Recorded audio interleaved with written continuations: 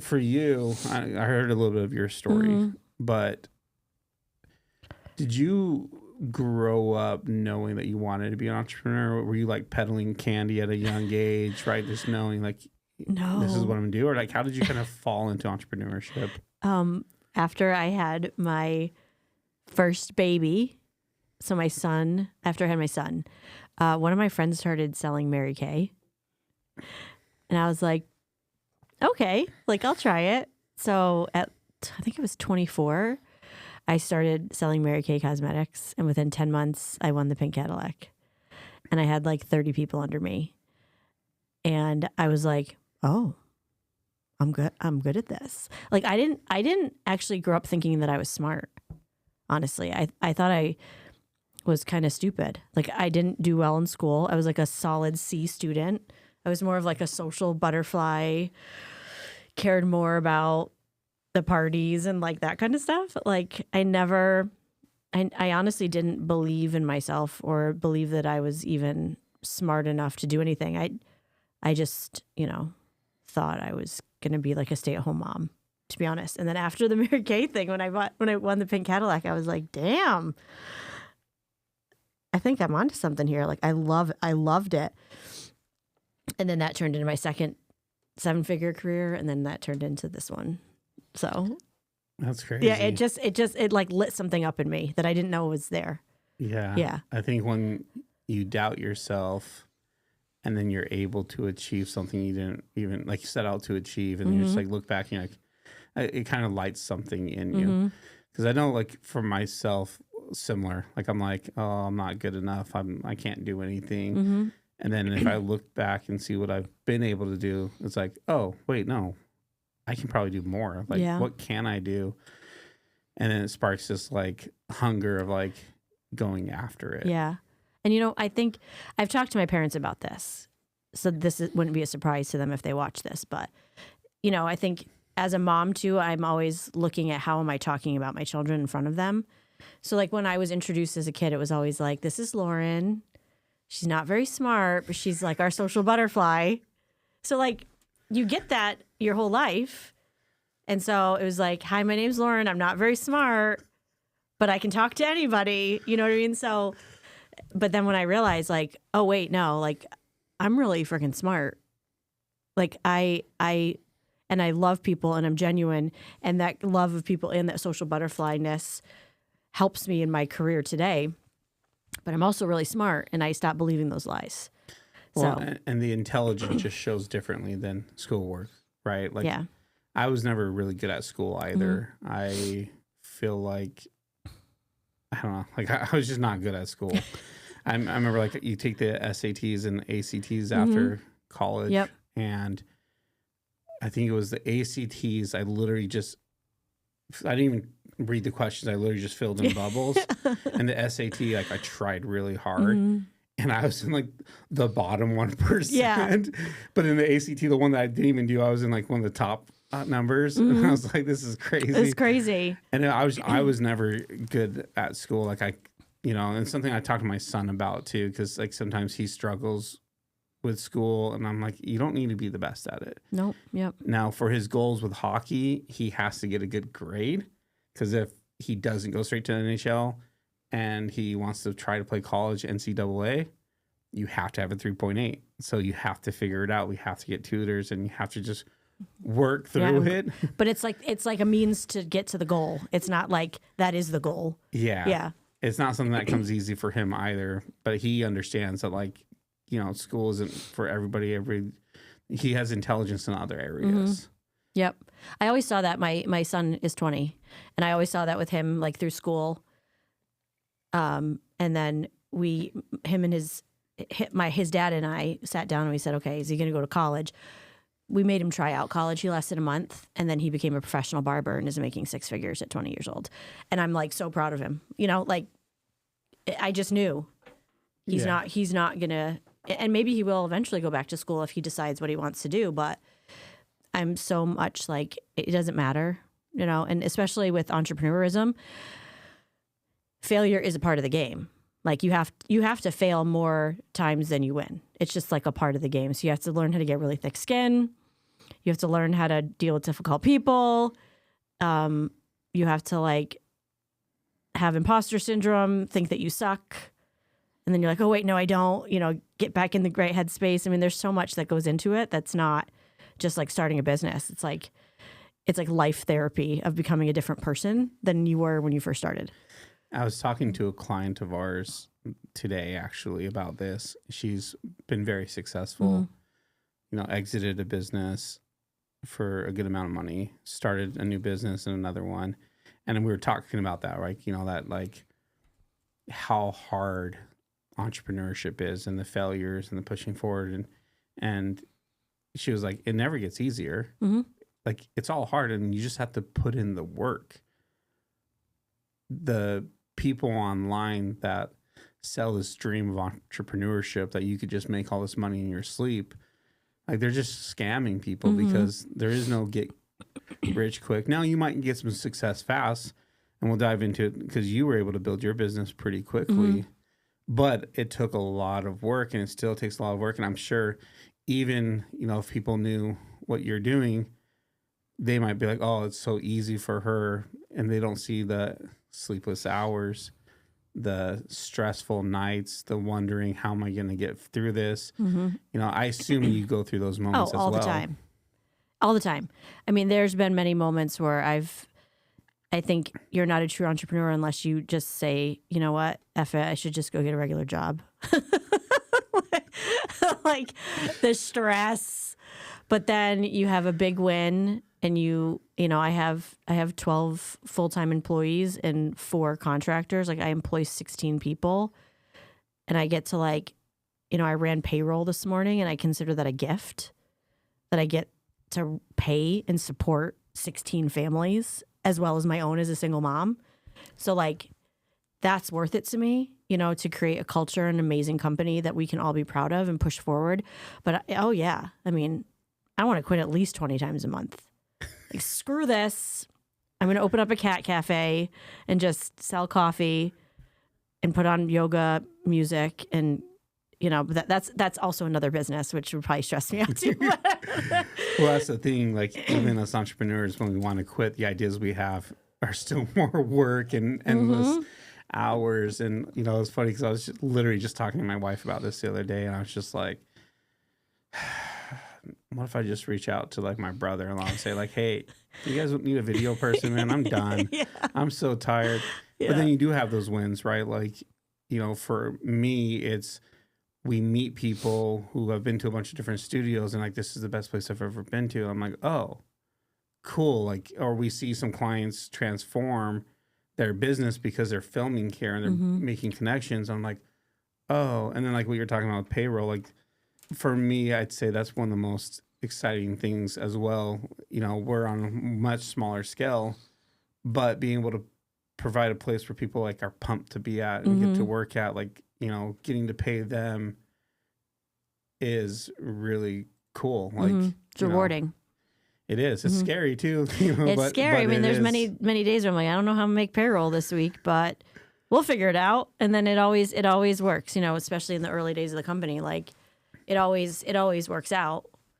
And there's been many times where I've sacrificed my own paycheck, to pay my employees and, just took money out of my savings and I'll do it all day because if they're happy, I'm happy, and I'll do it again and I'll do it again and I'll do it again and I'll sacrifice my paycheck.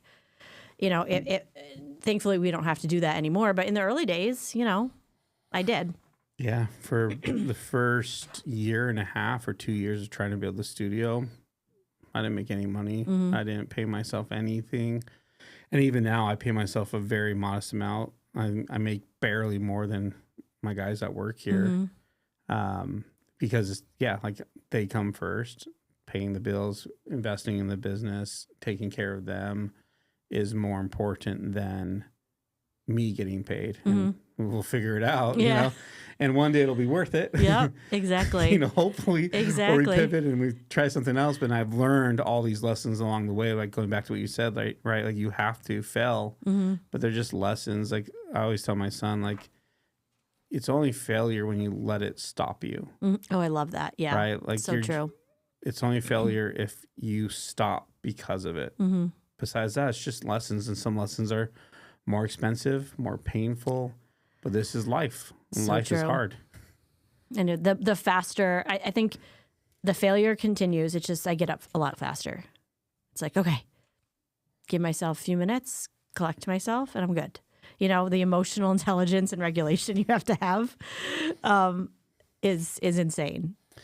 And then when you go to the next level, you have to up your skills. Like I found that, the leader who I was when my company was like 1 or 2 people, a few years ago, I have to be a completely different leader now.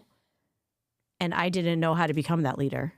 I didn't know. So I had to figure out real quick how to become that leader that now these 15 employees need, because I knew how to lead like 1 or 2, and now I've got a whole team and managers, and there's no class for that in Entrepreneur 101 when we just jump in with 2 feet and not know what we're doing. So, it's taken a lot of like learning and pain. It's painful, but you're right. It's not failure unless it stops you. Yeah. For you, dealing with these stressful moments, what do you have some sort of escapism? Is it working out? Is it time with the kids? What does that look like for you to deal with it, hopefully in a healthy manner? Yeah. But like, what is that?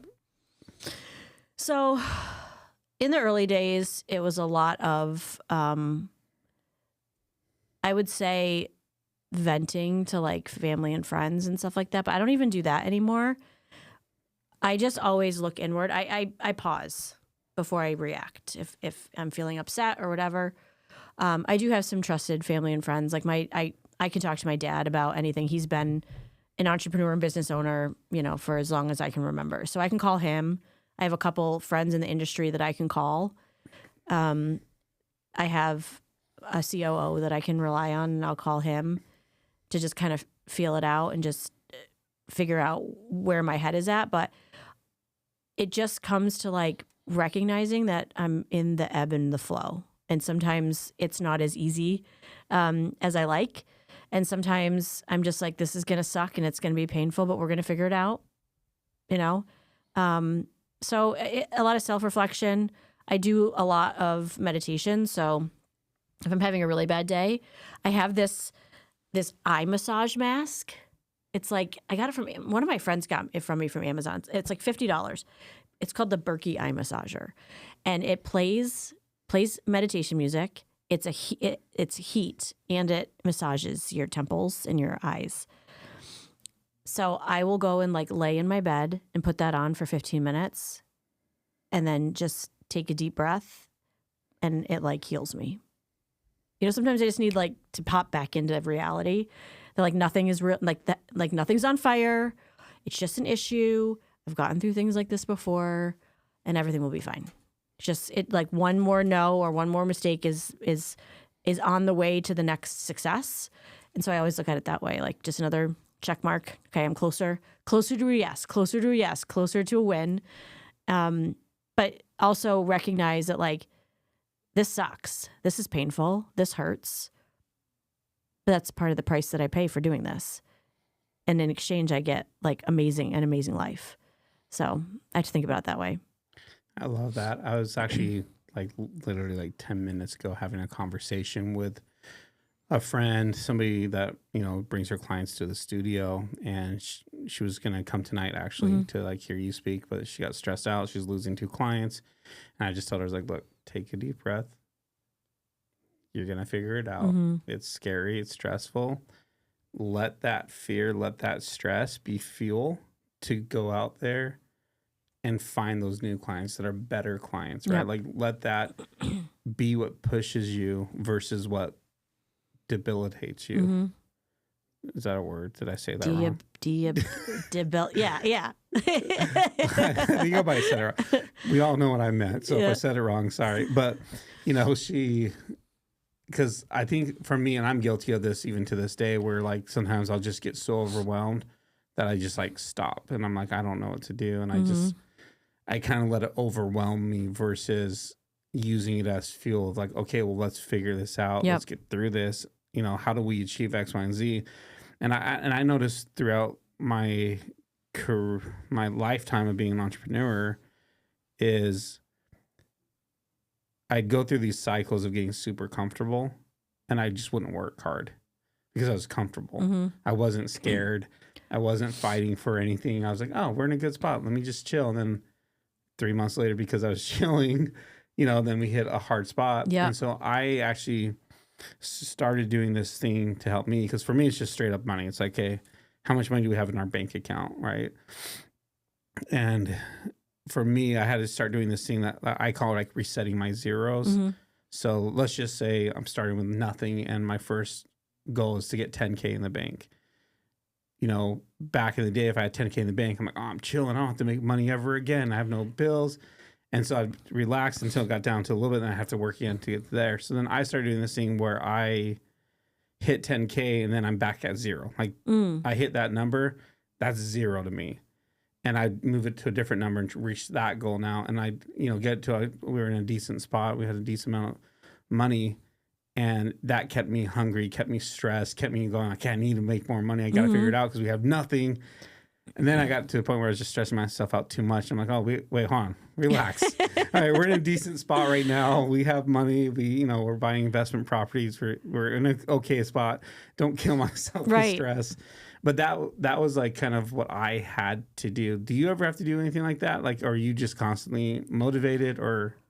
I like working under pressure. So if somebody gives me a goal, like if my COO is like, hey, Lauren, we need to bring in 5 new clients this week, or 5 new clients this month, I'll be like, okay, I can do that. Usually I do it in like the last week of the month because I work well under pressure. So give me pressure, give me a goal, give me a time limit. I'll probably do it in the last week. Right. So I do have to, I don't do well when I don't have a goal in front of me, because then I will get lazy. I'll be like, oh, we're fine, our client roster. And, my COO is really pushing me right now to like increase our revenue by a significant amount of money, which is putting a lot of pressure on me to go out and sell. But I don't want to, I'm like, I can do that, but I'm not going to sell just to sell to make money. Like I want to bring in the right clients, right? That they're right fit, that are right demographic, all of that. So I do, I can agree with you on that, on what you were saying, like the bank account and the laziness. Usually when I get lazy and like stop being like, oh, I need to bring in more clients, usually it's like 2 months down the road where I realize like I didn't bring in the clients, and now I'm sacrificing because I lost a couple, and now I'm like, shit, we're in trouble. I want to be at this place and I'm not there. So I just have to always have goals. And we, in my company, we use, I don't know if you're familiar with the book Traction. Mm-hmm. So we use 90, which is like the Traction software. So we're an EOS company. So we always have like rocks and goals and initiatives that we're working on as a leadership team. And I need those. If I don't, like left to my own devices, I will be like in bed with my Berkey eye mask taking a nap. Just like, so I need that. I'm very goal driven and very like strategic, and I like systems and processes. But like, give me a goal and tell me I can't do it. Like, watch me. I like that.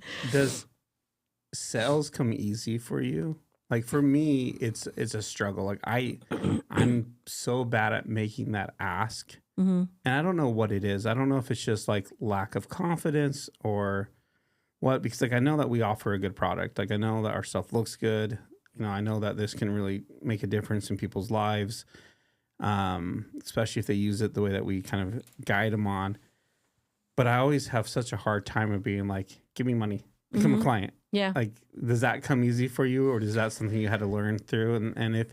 And what works well for you on like the sell side of like how making that ask? So I would say what comes easy for me is connecting with people. I'm a connector, and I listen a lot to what people's needs and wants are. The reason why I started, Leverage with Media PR is because I had hired many terrible PR agencies in my day as an entrepreneur. And so I want to just start something new and fresh. I know that the service that we bring for anybody that's looking for a public relations person, looking for somebody to launch their book, looking for somebody to get on podcasts, I know that what we offer is light years better than anywhere else they're going to find, because I was out there looking. And I know that I've created something that is so special and so different and so magical and is so results oriented that anybody that's looking for a service like mine, if they come to my agency, they will have the best. So because I believe so deeply in like our mission and vision and values, it's not hard for me to make the sale, because I know that if they go somewhere else, they're not going to be happy. So if they're looking for somebody that's in public relations, if they're looking for a PR agency, I'm like, literally, I have the best. Like, I have the best one.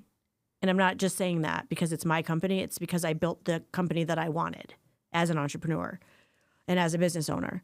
So I think for me, if I didn't build the team and the systems and the processes and the core values of the company that I really wanted and really 100% believed in, I would have a harder time making the sale. But for me, I truly 100% without a shadow of a doubt know that we do the best work out there. So it's easy for me to make the sale, because if they're looking for what we offer, I'm like, you can go somewhere else, but I doubt that you'll get that. You know, we just did a case study of a client that's been with us for 2.5 months. We've gotten him 1.8 billion eyeballs on his name through the media that we've got. We've gotten him 327 articles and TV segments in 2.5 months. Like, show me another agency that does that. My team is the best of the best, and I've carefully cultivated them that. So for me, that's why it's easy for me to make a sale.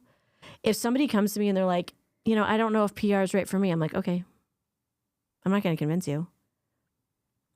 But if you want to build a brand strategically and use a PR agency and get booked on podcasts, like, I'll work with you if you're the right fit for us. But I think it's like that core confidence in what I've created is really the best of the best. And when you have that, it's easier to make the sale. And if they don't want it, like, I feel bad. I like that. Like, I have the confidence in what we do, and I've seen the results. You know, like, you know, one thing we always talk about is like, I have an episode, 30 views generated me $40,000 already. And like, those results, especially for a small business owner, are crazy. One of our other clients, he just started filming with us a few months ago, but he's been podcasting for a year straight, and it's tripled his revenue.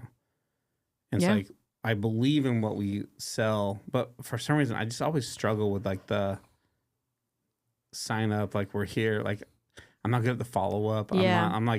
I'm not the type, and it's kind of how I've always done things, and it worked out decently for me. And so I've realized I need to change it though, because. Well, maybe not, because think about it this way. I'm always like, right seats, right person, right? So like, I'm good at sales, but I'm not so good at, you know, getting the leads in, doing the sales funnels and all of that kind of stuff. Like, I truly believe you have to find out as an entrepreneur what you're really good at, right? If you're not good at the sales piece, then maybe it's like you make the connection and then you're like, hey, you know, go and talk to so-and-so who can help set you up, you know, to talk to you about this, and pass it off to somebody else who's a lot better at it than you, and like, accept that just might not be your thing right now until you can get there. Like, I think sales for me, like the first couple clients I had, I was like, well, do you want to sign up? You know what I mean? It's like, that doesn't make somebody confident, you know? Yeah. And that's my problem, because that's probably how I sound most of the time. Yeah. And if it comes to like the production stuff that I've done for so long, I'm a lot more confident. I'm like, yeah, it's this price. Like, you don't like it? Exactly. Whereas here, I'm like, oh, well, you know, maybe we can, maybe in this and that. And I'm a little bit more, you know, and I think it's just because we're newer. There's way more costs. There's overhead to everything. And I'm just trying to get what we can still, it feels like, versus being in a place of like, we don't need you, you know? I'm telling you, I've been to a lot of podcast studios. This is the best one. I appreciate that. And I even told you that when I was here filming with Travis on Travis Makes Money, that when he aired it, I was like, oh my gosh, like, That is the best lighting setup I've seen. So you've got, I mean, I wish I lived in Vegas so I could film here. Just move. I know, right? To tell my kids and their dad and his wife, like, come on, let's go. Yeah, We're all going to Vegas. We'll all move. But it's made me really consider, like, you know, because I have a podcast that I put on hiatus for a year that I'm restarting. And I'm like, you know what? Like, every time I go to Vegas, I'm now going to come here and get a bunch of local people and, you know, interview them. Because it's called Beyond the Cover. I interview people about their, like, nonfiction entrepreneurial books and, like, how it helped them build a brand. So for me, I want to come back and, like, work here because this is amazing. So if I were you, I'd be like, we literally have the best studio in Vegas. It might be a little bit more money, but it's going to help your editor save on editing. I mean, everybody's looking at reels and clips and all of that. Like, it's just top tier. It's a no-brainer for me. And I appreciate that. And I think it's because I'm a creative, right? Yeah. I'm just like, yeah, my work sucks. And I know it doesn't. Like, I do know, but it's that constant, like, I don't know what it is in my head, but constant comparison, constant whatever. And I see these people doing this and these people doing that. And I don't know. It's something that I'm personally working on. And I'm sure there's other entrepreneurs out there that struggle with it the way I do. And I am trying to find somebody who could be like our closer. Yeah. Because I'm really good about the vision. Like, I can get you excited about it, but I'm not the follow-up guy. I'm not the one that can come in and close. I mean, I can to a degree, but, like, I think my time's better spent helping them with the strategy, buying into the vision of what we believe this can do for them. And so... Do you think that if you had somebody, if you could say, hey, why don't I get you with, you know, John, and he can set you up and tell you about our rates? I think that'd be helpful. Yeah. Because, and get somebody who's a lot more like, one, that's where they make their money. They have to close the deals. Yeah. I think that would help. And so we just had a door-to-door sales guy come to us that I liked a lot. So I just texted him the other day. I got his number on purpose because I was like, because I was thinking about this. So I texted him. I was like, hey, I know you said you only been to this place for a little bit. This is what it would look like here. Let me know. Like, we can figure something out. Yeah. So waiting to hear back from that guy, and then kind of on the hunt now of like, hey, who do I look for? And I think, you know, and for you, this is, I don't know if it was easy or if you made a lot of mistakes along the way, but like hiring the right people. Like, I feel like trying to build a team is definitely one of the hardest things. 100%. I made a lot of really wrong mistakes hiring people. And now our hiring process is very, very different. I take a long time to hire and I fire quickly. I recently got rid of 2 people that were not the right fits for the organization anymore. And the culture of the company has like shifted night and day. So for me, hiring and company culture, and, you know, whenever now somebody comes in, I do like a 3-part hiring process. They come in, you know, I do the first interview, then I give them a core values interview. It's like a written interview that they have to do and send back to me. And then they meet with my leadership team. And so that's like the 3-part interview that I do. And then I do a background check. I mean, I literally hired somebody that had like frauded somebody else years ago. And I didn't know it. Like, seriously, there's so many, I've made so many mistakes in that department. Everybody gets a background check now, all of that. No, I think hiring people, it's just difficult. Like, I've made so many mistakes along the way. In the studio, I've learned to be a lot more selective, and like, it's hard because especially in the beginning, like, we're not offering full time. So it's like we have to find people that are constantly available, but the perfect fit. Yep. And so, you know, we just brought on this girl and we're training her how to use the stuff in the background. But the more that we have her around, I realize that she needs to just be more behind the scenes and help us with editing. And so she needs to learn it just in like worst case scenario. But like for us, it's more, we hire on personality. because we can train like that. All the technical stuff we can train. So I'd rather get somebody who can make people feel comfortable. Because a lot of our That's the right way to do it. A lot of our clients are stressed out when they come in here. So we just want somebody who's friendly, who talks to you. Because we have one guy who works here, Andrew. Poor Andrew. Nice dude. That's my son's name. Nice dude, but some people will like request not to have him just because he's quiet. Yeah. And after the session, he's not like, oh, you guys did great, right? They're like, oh, how'd you do? And he's like, I think it was fine. You're like, Andrew.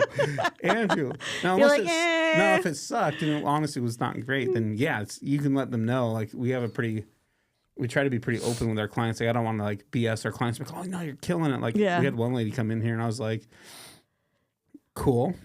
This was your first one. We have to change everything.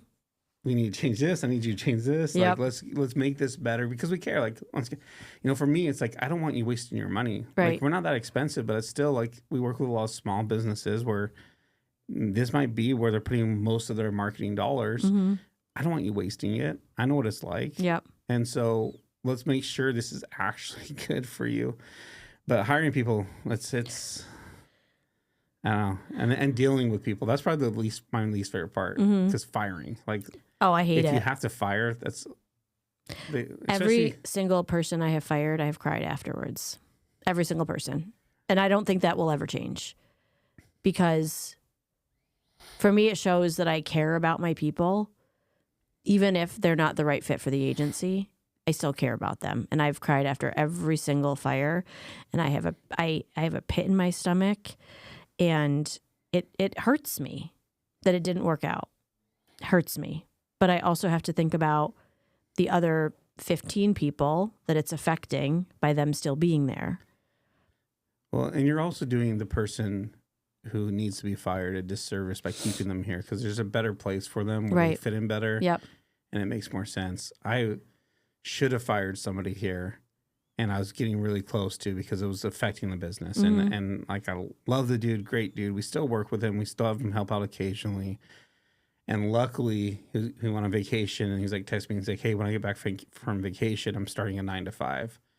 And I was like, cool. I don't have to fire you. Because we become like family, you know, because we're so small. Yep. That it's like he's just such a good dude. Like, I can't do that. But business is business, and I can't have emotions for that. Like, the numbers are the numbers, and the fit's the fit. Yep. But it becomes hard. For you, talking a little bit about growth, you know, if I remember correctly, you were saying before that, was it about 10 months for where you'd hit 7 figures? Like that's, first off, an amazing achievement. Thank you. You know, it usually takes years for people to get there. Thank you. What do you think was the formula of success to climb that quickly with revenue? A couple things. You know, before starting this agency, I had built a 7-figure personal finance brand. So I had been in this space for a while, knowing, you know, how to build a company online. I mean, I think that I put in so many years behind the scenes of, you know, building a company, building that to 7 figures, doing and knowing all those things. So I thought to myself when I started this one, I was like, the first thing that I'm going to do is I'm going to go around, because I actually intended to start this as like a coaching business. I was like, I want to just teach other entrepreneurs how to get themselves on TV and how to get themselves on podcasts. That's what I wanted.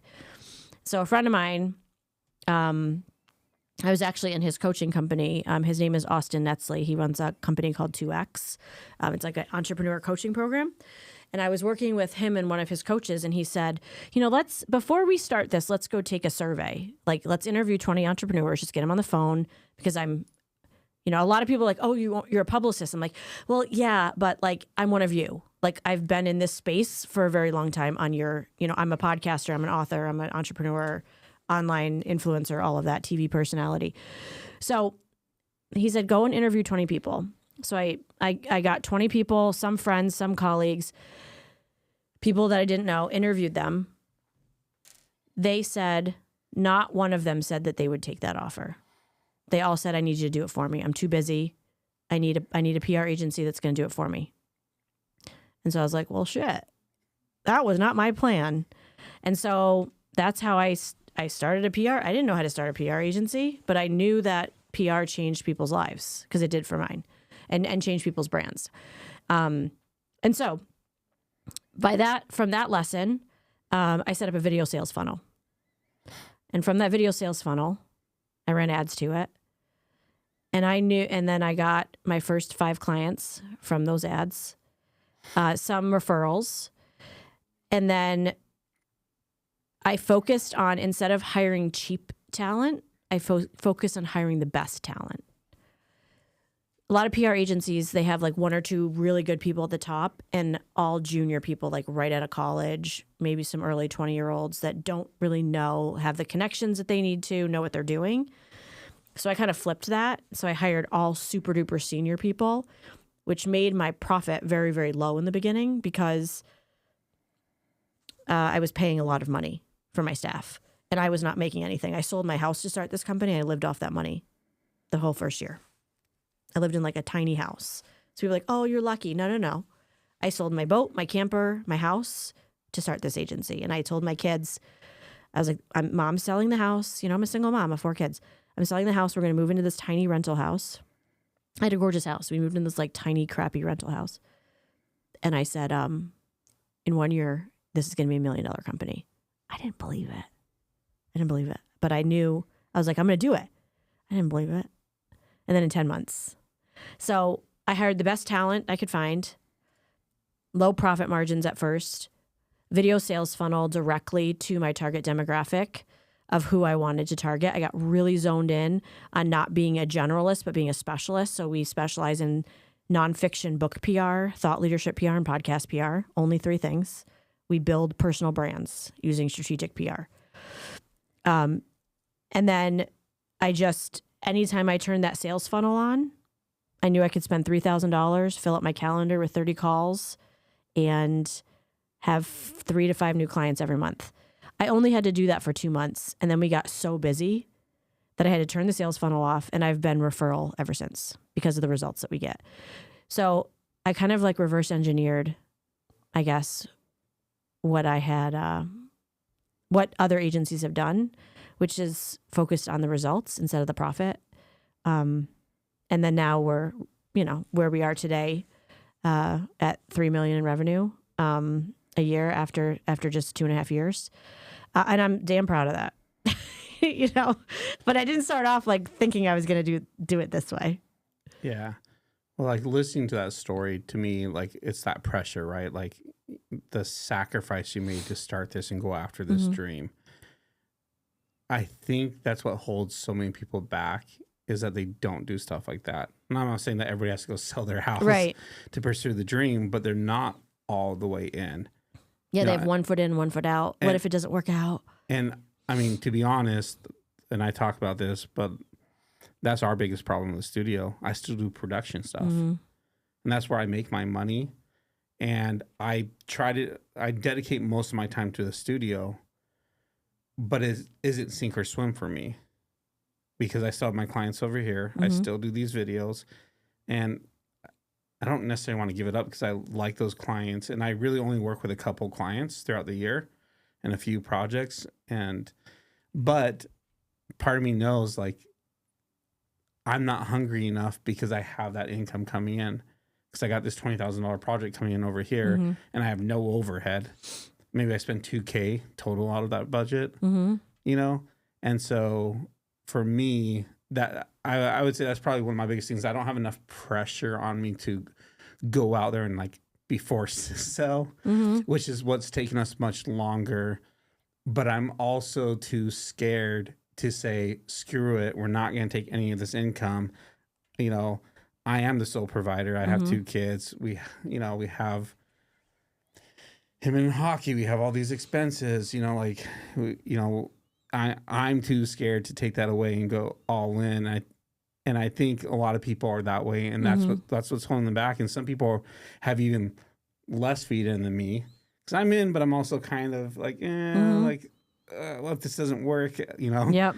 And so I always find it really impressive, like, when I hear stories like that from you, of like, selling everything, going after the dream and chasing it, and having that pressure put on you, like this is sink or swim. And I think that forces you to go after it. Yeah, I didn't have a choice. Yeah. It was like, I have to feed my children and I have to put a roof over our heads. And if this doesn't work out, I guess I'm going to get a 9 to 5, but I don't want to do that. That's not the life I want. It's not the life I want to live. So I'm going to figure this out and I'm going to make it work. And that puts an enormous amount of pressure on you. But like I said, I work well under pressure. So for me, you know, I have to kind of like get my team to be like, you know, don't give me too long to do a goal because I will not pay attention to it. Give me like 3 days and I'll be like, okay, I got it, you know, but a lot of people don't operate that way. A lot of people, and it's okay to have like 2 feet in there, but if it's hindering the growth in this one part of the company, you know, and in this company, I mean, that makes a lot of sense because it's like, I mean, if I make some money, that's great. You know, yeah. If I can pay the bills and pay my employees, that's great, you know, but yeah, but you don't have that drive, you don't have that reason. And I've been pretty conscious of this. It took me, I probably didn't really realize it until about like 6 months ago. And I was like, I mean, I kind of did, but I was kind of like putting it off of like realizing that. And so I've been purposely pushing less of this stuff away. So I have to be more hungry over here. And trying to like reset my zeros mentally as well. Yep. Let's say different goalposts for us. But I always challenge people, like, instead of you thinking what would happen, you know, if this didn't work out, what would happen if, because you didn't let that go, this would never achieve its full potential? You know what I mean? Like, that to me is like the exciting part. I'm like, that's exciting for you because you have a pretty amazing thing going here. Like, yeah, and we could open multiple locations. Yeah. We could be bigger. We could, you know, and it's just that fear. I mean, I think that, you know, there's just that fear that hangs over me that it's like, can I really do this? Am I good enough? It's like, oh, the place we built isn't even that good. That's all crappy. Like, I don't know. Because I nitpick everything, right? Like, people going like, oh, this is great. I'm like, oh, don't look over here. Don't look at this. Like, oh, the lighting bugs me. But then everybody loves the lighting and I'm over here. But I also think, you know, and I don't know if you ever do this, but oftentimes I find that entrepreneurs will use perfectionism as an excuse to not get things done. I don't want to release this until it's perfect. I don't want to do X until it's perfect. But I think that we use perfectionism as a crutch because we're afraid. Yeah. We're afraid of the rejection, the failure, whatever it might be.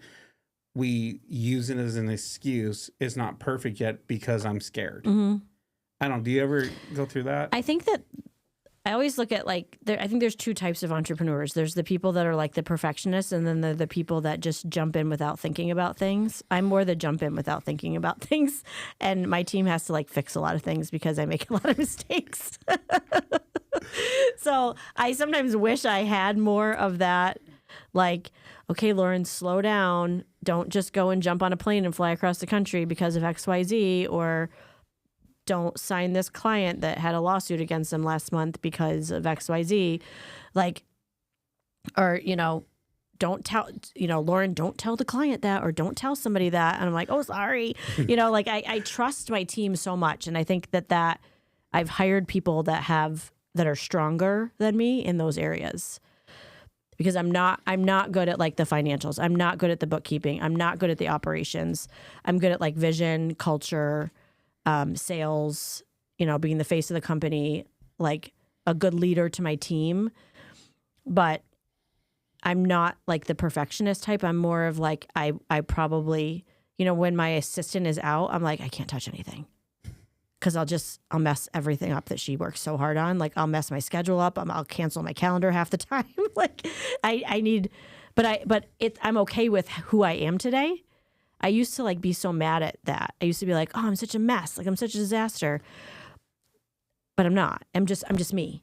Yeah. Right. Well, and you have your strengths, and I have so many strengths, and my weaknesses, I hire people that are good in those, and I trust them.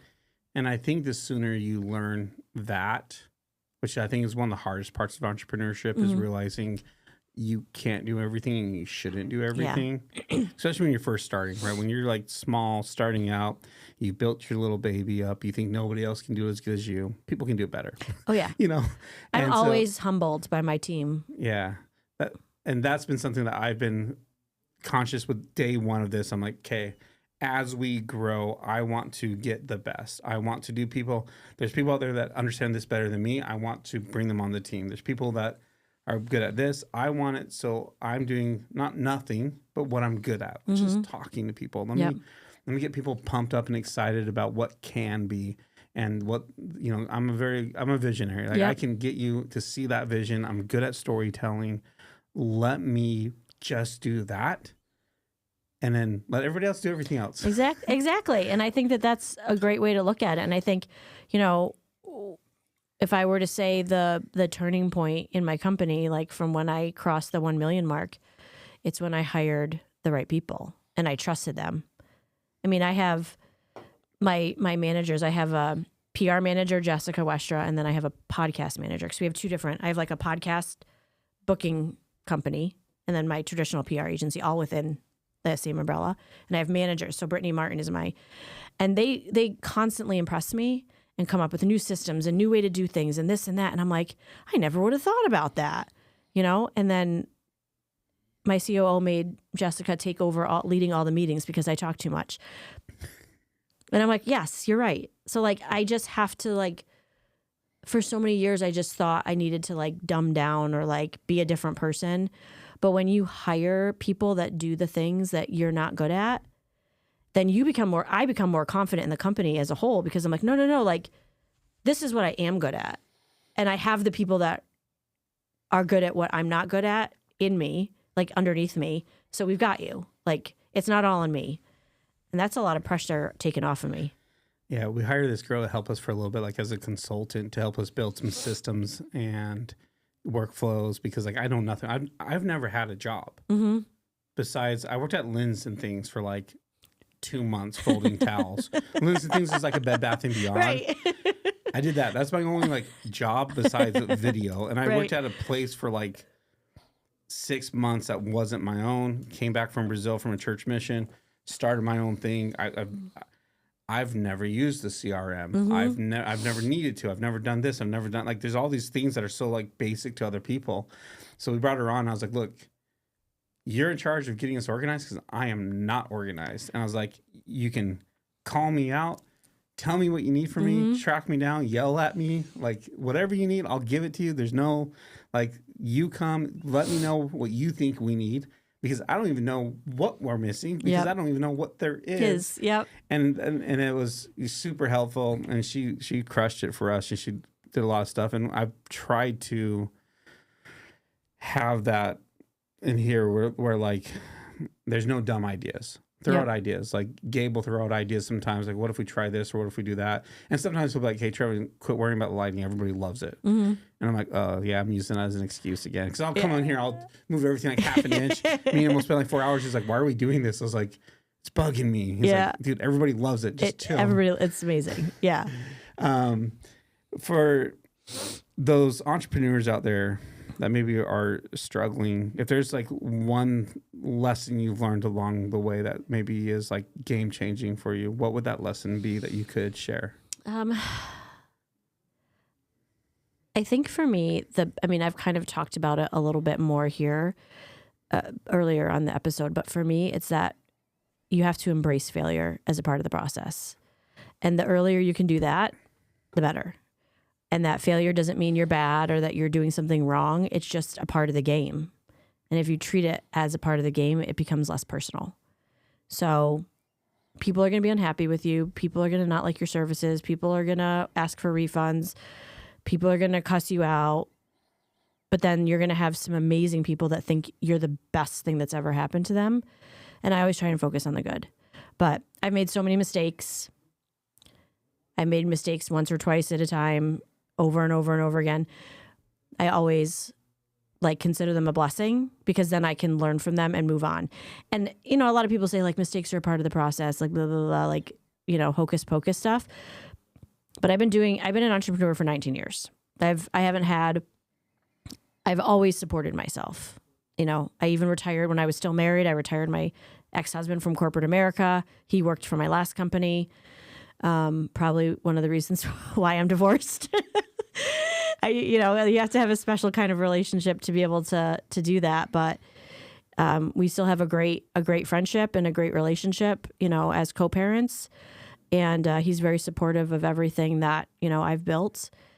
Failure's a part of the process, and the more you can embrace it, and the quicker you can learn to get back up, let things fall off your back. And as long as you don't quit, like what you said, you haven't failed. I love that. I'll have to definitely do another interview with you a different day, because we haven't even talked about PR and all the stuff that you provide and tips and advice for that. So we'll definitely have to do a part 2 a different time. But we do have people coming to the studio soon to hang out with you and learn more. So I'm pumped for that. I know they're excited. For the people that aren't coming to the studio tonight, how do they get a chance to follow you, learn from you, reach out to you if they need some help with PR and branding? Yeah, so our website is leveragewithmedia.com. So they can go there and book a call with me to kind of go and discover what our services are like. And then people can follow me on Instagram, Lauren_Cabello. And you can follow me on LinkedIn and TikTok and all the things. But I always love hearing from people. I'm a big networker, so I would love to, catch up for drinks or dinner or whatever for people when I'm traveling all the time. So people can just follow me and leave me a message. Love it. Thank you so much. Thanks.